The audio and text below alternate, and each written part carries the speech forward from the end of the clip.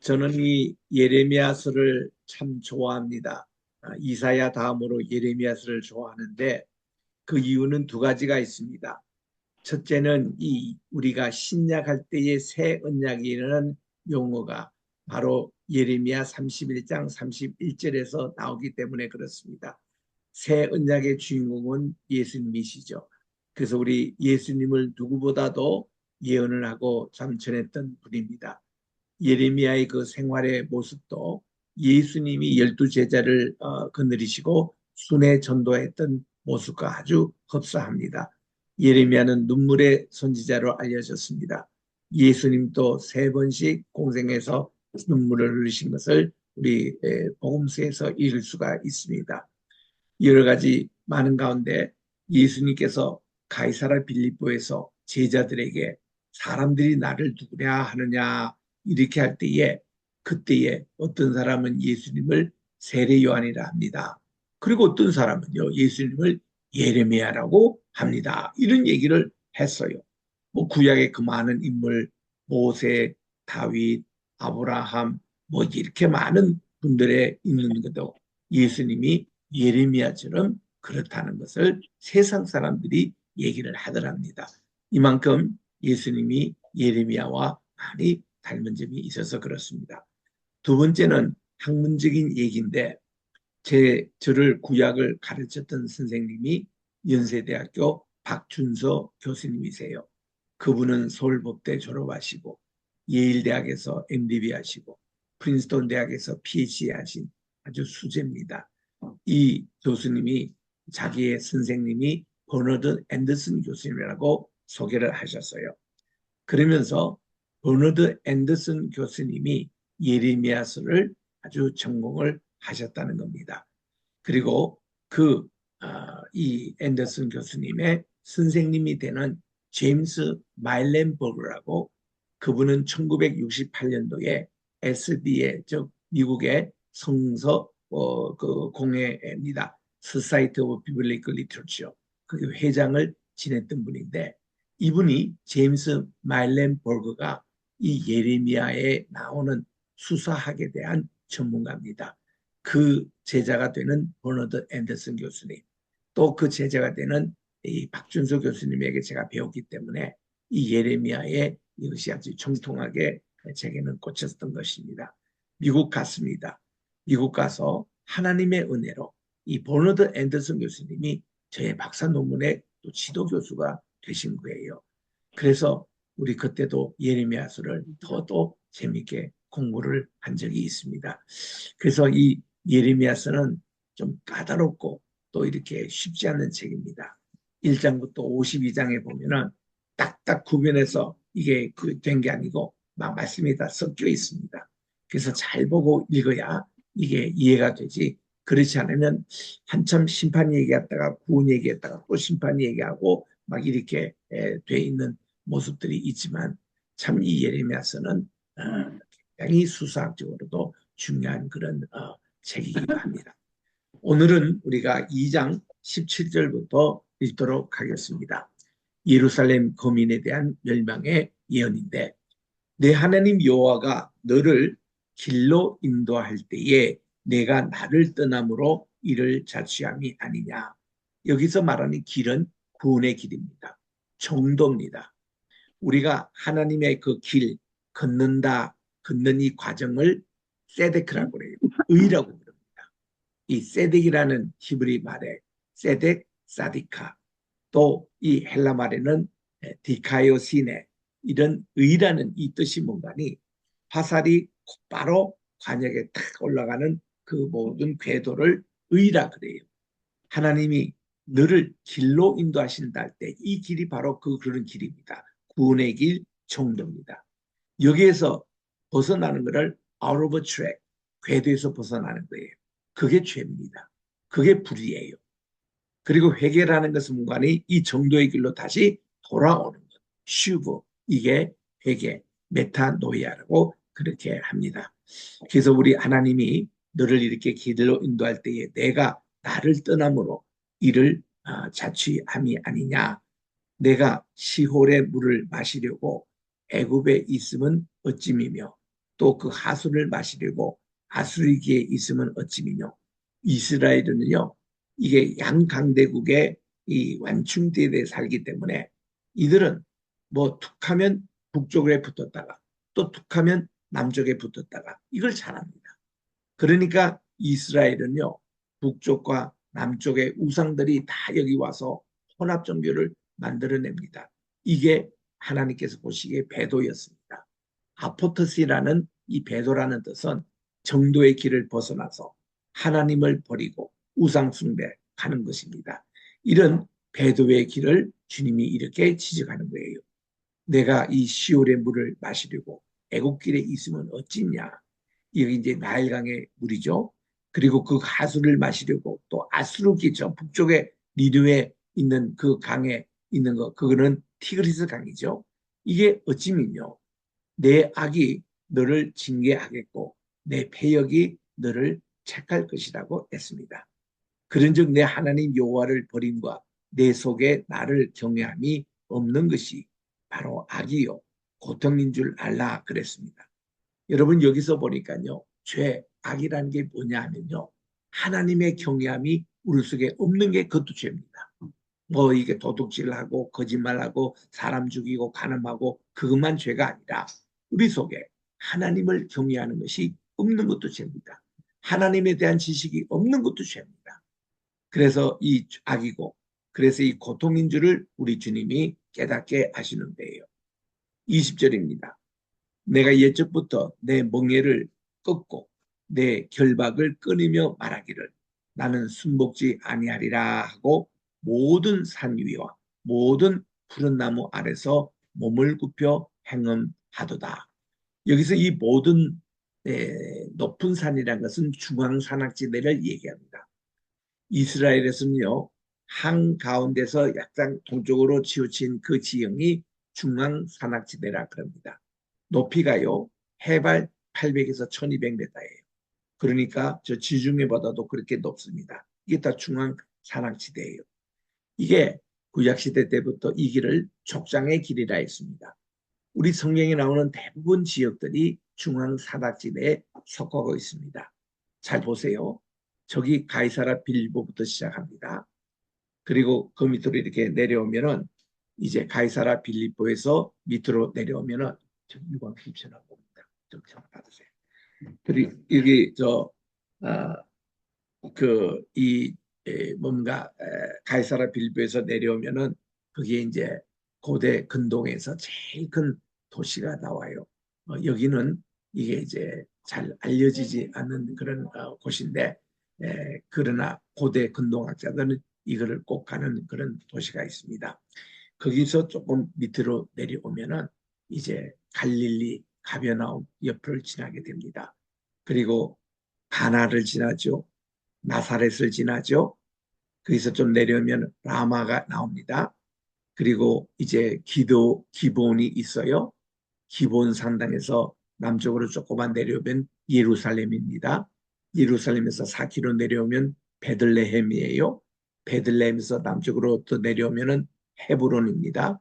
헤브론에서 중앙산악지대로 따라서 내려서 매일 끝자락이 부엘셰바입니다.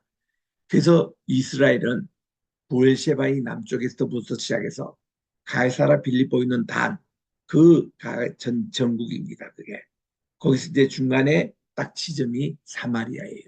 사마리아에는 바로 쉐겜성이 밑에 있습니다. 그래서 이게 중앙산악지대인데 여러분들 지금 지명을 쭉 들어봐도 다 성이 나는 이 지명, 이에 따라 중앙산악에 이 족장들이 다녔다고 해서 족장의 길이라고 그렇게 얘기합니다. 그래서 이런 족장의 길에 높은 그 중앙산악지대에 여기 있는 대로 높은 산 위, 모든 푸른 나무 아래 때 여기에 하이 플레이시스라고, 하이 플레이스는 높다는 뜻 아닙니까? 가나안 신을 섬겼던 신전이 있었죠. 또한 이제 거기에 바알 신을 섬기는 신당들이 많았습니다. 그래서 이스라엘 백성들이 이런 곳에 가서 행음을 해요. 이 바알 종교 자체가 행음 종교입니다. 이 바알 종교는 이게 이스라엘 지파에서 제일 골치 아픈 지파가 단 지파였거든요. 이 단 지파는 라헬의 몸종인 비라에서 난 다섯 번째 아들인데 이 아들은 그의 이름이 단입니다. 이 아마 라헬이 그렇게 지어준 것 같아요. 이 단이라는 뜻은 심판한다는 뜻입니다. 심판주라는 뜻입니다. 그래서 이 단지파가 여기에 대해서 창세기 49장 16절에 보니까 단은 자기 백성을 심판하도다. 그리고 17절에 보니까 그는 길의 뱀이요 첩경의 독사로다. 그 용어 자체가 사탄이라는 얘기입니다. 사탄 짓을 한다는 겁니다. 하나님이 심판자인데 자기가 심판자의 역할을 한다는 거예요. 말이 됩니까? 이게 선과 악을 알게 하는 나무를 따먹은 천령적인 죄인의 모습이에요. 선과 악을 구분하는 판단 기준이 하나님에게 있어야 되는데 그를 인간이 따먹음으로 내가 선과 악의 판단 기준이 되므로 인간은 불행이 왔고 죽음이 왔고 오늘날 모든 이 병이 다 생기는 거예요. 우리는 속히 내가 따먹었던 선과 악의 이것을 하나님께 돌려드려야 됩니다. 모든 판단을 주님께 돌려드리는 거예요. 나는 누구도 재판을 하지 말아야 됩니다. 판단하지 말아야 됩니다. 모든 판단은 하나님께 돌려드리는 게 우리가 선과 악을 먹었던 이것을 토해내는 거예요. 이렇지 않으면 회개가 절대 안 됩니다. 우리 속에 이게 악마가 들어가 있는데 이거를 뱉어내야 되는 거예요. 그 바울도 말이죠. 이 문제 가지고 로마서 7장에서 내 마음으로는 하나님의 법을 그러나 육신적으로는 이 죄의 법에 묶여가지고 있는 거 오라나는 공부한 사람이라고 얘기했습니다. 누구나 이런 고백을 하는 거예요. 그럼 여기서 해방하는 게 누구예요? 25절에 보니까 예수님께서 이거를 해방했었습니다. 우리 주님이 우리 속에 좌정하실 때는 이것이 이제 다 없어지고 생명나무가 오셨으니 생명나무를 우리 따먹어야 됩니다. 예수님을 우리가 예수님을 모셔야 됩니다. 그래서 중심 가운데 딱 모시면은 우리 주님이 모든 우리의 판단 기준이 되시고 우리의 모든 표준이 되시고 이러기 때문에 우리 마음속에 천국이 건설되는 거예요. 그래서 이런 원리를 지금 여기서 이제 예레미야가 이 백성들에게 지금 선언하는 겁니다. 21절에 보니까 내가 너를 순전한 참종자 귀한 포도나무로 심었거들. 우리 이스라엘 백성들에게는 최고품의 포도나무를 하나님이 심었었습니다. 그리고 곧 귀한 포도나무를 심었는데 내게 대하여 이방 포도나무의 악한 가지가 되면 어찌미뇨 이겁니다. 여기에 대해서는요. 이사야 5장 1절부터 8절에 나오는 포도원의 노래가 있습니다. Song of Vineyard. 이것은요. 이사야 전체를 대표하는 노래라고 할 수가 있습니다. 그 노래 핵심은 그거예요. 하나님께서 이렇게 참 박토 황폐한 땅을 착 가꾸셔가지고 이렇게 울타리도 만들고 포도나무를 최극상품 포도나무를 심었는데 이거 열매 맺으러 가는데 보니까 제일 악한 그런 열매가 맺혔다는 겁니다. 극상품 포도에서 극상품 열매가 나와야 되는데 제일 이렇게 좋지 못한 그런 걸로 나와서 하나님이 화가 나셔가지고 비 오는 것도 금멈추게 하시고 또 여기에 황폐하게 하시고 울타리도 걸게 하셔서 결국은 이것이 다 이렇게 무너진 이런 모습의 이스라엘의 죄악상을 고백하는데 하나님은 다시 옛날에 그 극상품 포도를 심었던 사랑의 애가가 회복되기를 원하는 것이 그 포도원의 노래입니다. 그래서 이사야 5장 1절부터 8절 말씀 꼭 한번 읽어보시길 바라는데 제가 그것이 너무 좋아가지고 제가 하버드에서 졸업할 때에 그거를 졸업 논문으로 제가 썼습니다. 그래서 영어로 다 돼 있죠. 네, 이것이 그렇게까지 제가 참 연구를 했던 구절인데 지금 요 말씀이 그거를 지니고 있는 거예요. 순전한 참종자 귀한 극상 포도나무를 심었는데 이렇게 들포도를 맺히니 어떠냐 이거죠. 주 여호와 내가 말하노라. 내가 잿물로 스스로 씻으며 수단 비누를 쓸지라도 내 죄악이 오히려 내 앞에 그저 있으리라. 다 우리 주부들은 잘 알고 있습니다. 우리의 죄는요. 예수님의 보혈의 피 능력밖에 없습니다. 그래서 우리는 주님께 이거를 우리가 맡기는데 이거를 메시지를 전하기 위해서 예레미야가 새 언약에 그것을 하고 마음의 할례를 얘기하는 겁니다. 23절에 보니까 내가 어찌하여 말하기를 나는 더럽히지 아니하였다 바알들을 쫓지 아니하였다 하겠느냐 골짜기 속에 있는 내 길을 보라 내 행한 바를 알 것이니라 너는 발이 빠른 젊은 암약대가 그 길에 어지러이 달림과 같으며 너는 이 광야에 익숙한 들암나기가 그 성욕이 동함으로 헐떡거림 같았도다 그런 얘기입니다. 제가 중국에 가서 들은 얘기인데 오래전에 갔죠. 80년 초에. 그때 중국에서 한국에 올 때 그 어떤 선물로 우황청심을 구입했습니다. 그래서 이 우황청심이 뭐냐고 했더니 아주 위급할 때에 다시 되살리는 그런 아주 것으로 좋은 정말 한약이라고 그러더라고요. 그래서 이 우황청심함을 어떻게 맞느냐 했더니 지금 여기 있는 24진인대로 그 성욕이 동함으로 헐떡거리는 암나기 또 암사슴 이때에 그들의 글을 추출해가지고 만든 거랍니다. 그래서 이 우황청심화는 갑자기 쓰러졌거나 사람이 위기 당할 때에 그때 이거 먹으면은 이제 회생케 하는 것이라고 해서 그때 열알을 제가 사왔어요. 돈을 많이 주고 사왔습니다. 그런데 한국에 가서 몇 분에게 선물을 하는 과정에 약사 되시는 집사님에게 선물을 하고 보니까 이거 가짜라는 거예요. 미국, 중국은 그렇게 짝퉁이 많았습니다. 그래서 참 우황청심에 대해서 제가 별로 좋게 생각이 안 됩니다만은 우리 어머님은 가끔씩 우황청심을 지금도 드시더라고요. 지금 연세가 많으셔가지고 그래서 이 우황청심이 이렇게 나왔답니다. 그것을 찾는 자들이 수고치 아니하고 그것의 달에 만나래 그러겠습니다. 지금 우리는 예레미야 2장 25절에 갑니다. 이렇던 예루살렘 거민들의 죄상을 밝히면서 저들에 대한 멸망을 예언하고 있는 거예요. 지금 예레미야는 참 불운했던 분이 이분이 하나님의 부름을 받고 나서 이게 막판입니다. 유대국의 마지막 때 BC 627년에 그가 부름을 받았지만 그가 그렇게 존경하고 따르던 그 요시야 왕이 609년에 전사하고 말 때 큰 충격을 받았지 않습니까?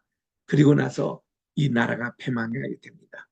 그의 그 요시야 왕의 세 왕이 다 왕을 했지만 마지막 셋째 아들인 시드기야가 마지막으로 왕하면서 신바벨론 제국 일어났던 느부갓네살의 침공을 받고 결국은 588년에 정말 나라가 망하고 예루살렘 성전이 망했다라네요. 뭐 일설에 의하면은 예레미야가 성전이 망하기 전에 성전의 모든 기구를 자기 무덤 예고했던 그 밑에 다 이거를 피신시켰답니다. 그래서 그 장소가 지금 오늘날 어린다면 예루살렘에 가시면은 골고다 언덕이 있어요. 예수님이 십자가에 못 박힌 장소지요. 그 바로 밑에 쭉 이렇게 봐보면은 거기에 예레미야 묘가 나옵니다. 그 묘에 이제 그 진짜 하나님의 언약궤가 있는지 없는지 이거를 런 화이트라는 분이 1979년도에 이거를 이제 발굴을 했어요. 해가지고 마침내 찾아내지만은 그 큰 지진이 나가지고 큰 이 바위로 이게 막고 있어서 이거를 들어가지를 못해 발굴이 안 된답니다. 그래서 할 수 없이 그들이 특수 공법으로 이 바위를 뚫고 이렇게 카메라를 집어넣어가지고 여기서 동영상으로 찍은 것이 확인이 됐습니다. 그래서 제가 그 필름을 갖고 있거든요. 제가 론 화이트의 그분은 1990년에 돌아가셨습니다만은 그분이 평생 모았던 자료를 다 이렇게 박물관으로 만들어 두었습니다. 그 지금은 리차드 그 라이버스라는 그분이 지금 관장이신데 그분을 제가 찾아갔죠. 찾아가니까 이분이 방송에 대하면서 론 화이트가 했던 네 가지가 있어요. 첫째는 아라라산 발견했습니다. 그런데 그가 발견했던 아라라산에 터가 있다는 곳은 진짜가 아니라게 후에 판명이 됩니다. 그분이 안식교도인데 안식교도는 지금도 거기에 가기는 하지만 우리가 이제 3년 전에 가던 아라라산은 진짜 노아 방주가 이제 세 조각으로 깨어진 그 장소에 우리가 갔거든요. 그래서 이제 그거 이게 발견할 때 런 화이트가 상당히 공헌했다는 거 선구자입니다. 그 지미 카터 대통령도 취임하고 나서 약속대로 제일 먼저 헬기를 타고 이 노아의 방주에 다녀왔다고 그래요. 두 번째는 이분이 했던 것이 이 홍해 바다가 어디 있는지 위치를 추적해서 그 바다에 들어가서 이 병거, 이집트의 병거를 두 개나 이렇게 발견했습니다. 이 수정에 들어가서. 그래서는 그가 보니까 시내산 위치가 이게 시내 반도 옛날에 캐토릭 학자가 만든 그게 아니고 사우디아라비아에 있는 미대한 광야에 있는 이드로 집대에서 가까운 거기에 있는 것을 주장을 하고 그는 거기서 들어가가지고 라오스산에 몇 번 올라가서 우물도 가져오고 해서 다 확인을 했습니다. 모세의 우물 또 모세의 하나님께 제단 드렸던 장소 그리고 이스라엘 12지파를 대표하는 기둥들 또 이제 금송아지 사건으로 3천 명이 죽을 때에 그 사람 묻은 이거를 다 그 라오스 신산에 가면 다 나옵니다. 그리고 위에 정상에는 시커멓게 탄 자국들 2580m가 되는 신해산 이란 바이스가 이거를 발견하고 그리고는 미국에 돌아가서 테네시에서 전국에 막 신문에 내고 그랬습니다. 그래서 많은 사람들이 신해산이 여기 있는 것에 대해서 관심을 이렇게 가지게 됐던 것이죠. 세 번째 그 박물관에 가니까 소돔과 고모라 지방에서 채취했다는 많은 이 유황이 떨어져서 화석이 돼 있던 거 있지 않습니까? 그 돌들을 여러 개 이렇게 전시를 해놨더라고요. 그래서 이런 세 번째, 그리고 네 번째 그분이 돌아가시기 직전에 뭐를 발견했냐면은 예루살렘에 가서 그가 무슨 근거로 예레미야의 묘 안에 하나님의 그 지성소에 있는 언약궤 거기에 모세의 돌판이 있고 또 이렇게 아론의 쌍문 지팡이가 있고 만나를 담은 항아리가 있는 거 그리고 향단, 촛대, 또 떡상, 번제단, 물두멍 이런 것을 거기에 보관을 했다는 겁니다. 예레미야가 이제 하나님께서 이거 성전을 다 파괴하시고자 하니까 아마 하나님의 지시로 그렇게 했겠죠. 그래서 이제 그거를 찾아내는 과정에서 이 라니 화이트가 두 번 실패했다가 세 번째 성공해서 1979년 1월 6일 오후 2시 이때에 이 내시경으로 쫙 이렇게 어떤 특수 참여나 형태로 이 하나님의 언약궤를 이렇게 투명해서 촬영할 수 있잖아요. 요즘 그 뭡니까 병원에 가면 CT 촬영 그런 거지 그렇게 해가지고 보니까 그게 이제 있는 것을 이 관장이 제게 선물로 주시더라. 이 비디오. 그래서 제가 그거만 딱 짧은 그 영상 한 15분 되는 것도 얻었고 또 2시간 반 되는 이거를 제가 확보했습니다. 그래서 제가 15년 전에 한국에 돌아와서 우리 해센만에 광주 캠퍼스가 있어요. 전남에. 거기에 수업할 때에 이거를 공개를 했습니다. 그리고 이거를 이제 방송을 통해서 전체 하려다가 중단을 했어요. 왜냐하면 그 박물관에 허락이 우선 있어야 되고 두 번째는 이거 잘못 나가다가는 또 많이 복제가 되고 이런 관계가 있을 것 같아가지고 일단은 이거 특허 하기 전에 공개 안 하기로 하고 제가 가끔씩 수업 시간에 이거를 돌립니다. 그래서 이런 것인데 참 그거 보면은 하나님의 언약궤 그 밑에 보면은 모세의 두 돌판 같은 것은 제가 못 봤어요. 항아리 담은 그 만나 항아리 담은 그거는 보이는 것 같고 이 모세의 쌍난 지팡이 그것도 보이지가 않았습니다. 저는 에봇이 또 보였고 에봇 제사장 때 있는 옷 그리고 등잔들 몇 개 있고 해서 뭐 완전히 풀리다 있지는 않은 것 같더라고요. 그래서 이 란 와이스가 이것을 언적을 발견할 때에 그가 참 기발한 아이디어로 기도하면서 아마 그렇게 했죠. 예수님께서 골고다 언덕에서 십자가에 못 박히실 때에 그때 지진이 나가지고 이 바위가 틈새가 있었대요. 그래서 십자가에 못 박히신 예수님의 피와 물이 이 틈새를 통해 가지고 그 틈새는 그 저 사진도 있고 박물관 있습니다. 그걸 통해서 쭉 이렇게 내려갔는데 이게 이제 라운 화이트가 그때 이 실험한 것을 다 이렇게 영상으로 찍은 게 있습니다. 그래서 그 물이 쭉쭉쭉쭉 흘러내려가 가지고 마지막으로 하나님의 언약궤 위에 그게 은혜의 보좌 시온 소지 않습니까? 시온 자 멀시시 거기에 떨어졌다는 거예요. 그래서 구약에서 제사장들이 짐승 피 제사를 드리며 수없이 거기에 짐승의 피를 7번 뿌렸던 그 위에 예수님의 진짜 보혈의 피가 흘러서 거기에 흘림으로 예수님이 모든 구속 사역의 완성이 되고 지성소에서는 휘장이 떨어져 가지고 이 쪼개졌습니다. 이 휘장이라는 게 어떤가 하면은 청색, 자색, 홍색, 백색 네 가지 실로 가지고 뜨개질 하는 거거든요. 제사장들이. 이거 뜨개질 하는데 시간이 많이 걸린답니다. 왜냐면 두꺼우니까. 얼마나 두꺼운가 하면은 이 위장이 1.5m 이런 두께예요. 그래서 그게 이제 뜨개질한 그게 한 겹으로 된 것도요. 이렇게 그 우리가 이렇게 끊어보면은 줄다리 할 때처럼 이렇게 끊어보면은 이게 처럼 그게 끊어지지가 않습니다. 그런데 이게 맥거비로 됐던 이런 제사장 휘장 에봇이라 그러는데 이것이요. 이게 기중기를 가지고 양쪽에서 끌어들여도 꼼죽도 안 돼요.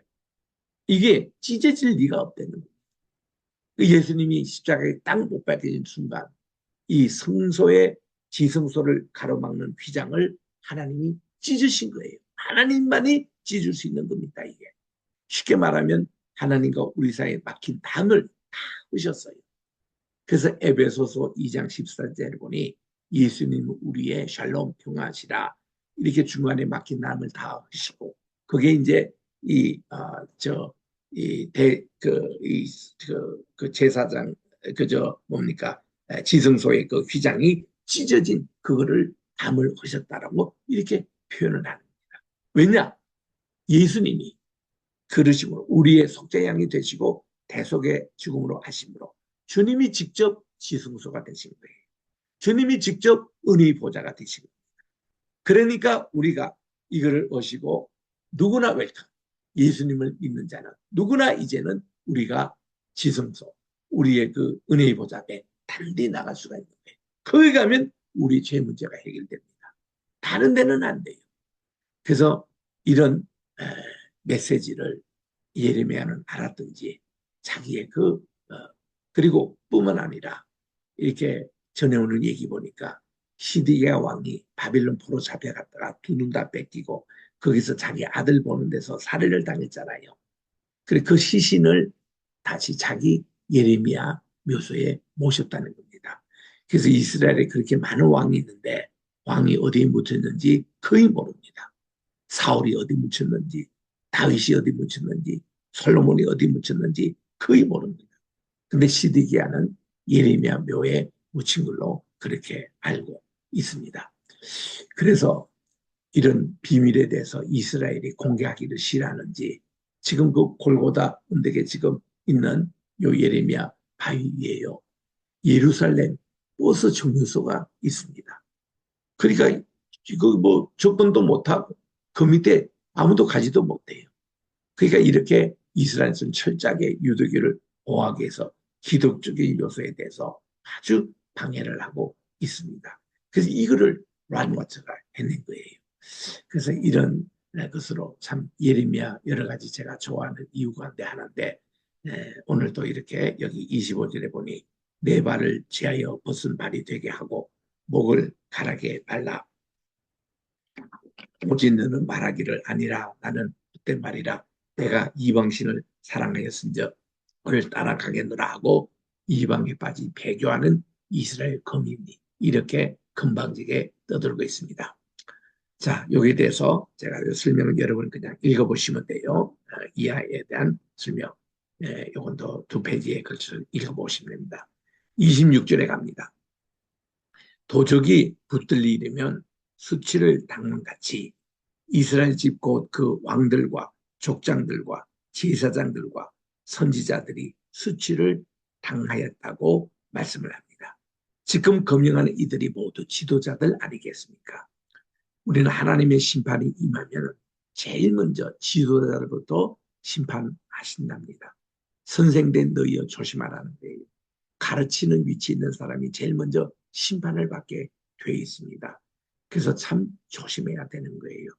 그래서 나는 그 말씀 때문에 얼뚝 또 선생되기 싫어했습니다. 먼저 심판받기 싫어서. 그랬는데 하나님 말씀을 그 위에 깨닫는 거 보니까 바른 지도자가 되라 그 말이지. 모든 지도자부터 먼저 혼쭐 내고 뭐 그런 것은 아니더라고요. 그래서 지금도 저는 항상 이렇게 가르치는 위치에 말씀을 전하는 위치에 설 때마다 두렵고 떨립니다. 하나님 제가 가르치고 말씀 전하는 대로 살게 해달라고. 이렇게 은행일치가 되는 모습을 보이게 해달라고 항상 그게 제 기도 제목입니다. 그래서 우리 언제든지 하나님 심판대에 설 수 있도록 해달라고. 그 지난주 제가 금요일 날, 수요일 날 바로 9월 25일인데 제가 이제 요번 주 오는 주일 날 설교문 막 완성하고 지금 제가 이 강의에 앉아 있거든요. 그 설교문에 제가 조금 간증을 했습니다. 그래서 우리 예레미야서 제가 오늘 강의는 요만큼 하겠습니다.